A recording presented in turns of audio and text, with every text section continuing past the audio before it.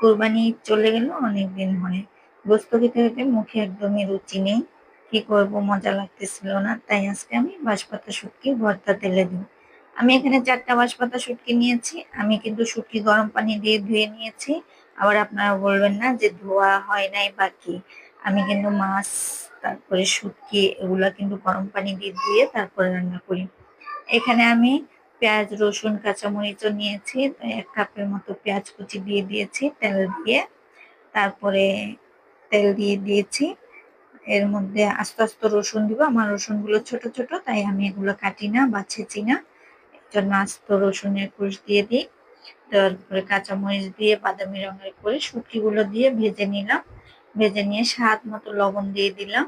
আরো একটু নেড়ে নিলাম। এর মধ্যে হলুদের গুঁড়া দিলাম আধা চামচের মতো, মরিচের গুঁড়া দিল আমি 2 চামচের মতো, কারণ এটা আমি ঝাল ঝাল করে শুটকি বাগার দিব। আরো একটু নেড়ে নিলাম, কষিয়ে নিচ্ছি।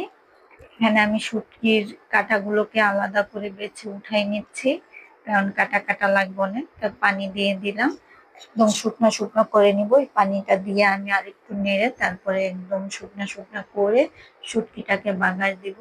এই শুটকি বাগারটা খেতে কিন্তু খুবই মজা লাগে। তারপরে যদি হয় বাঁশপাতা শুটকি। যে আমার শুটকি বাগার হয়ে গেছে, ধনিয়া পাতা দিয়ে নামিয়ে নিব। আজকে ভিডিওটা এই পর্যন্ত। সবাই ভালো থাকবেন। আল্লাহ হাফেজ।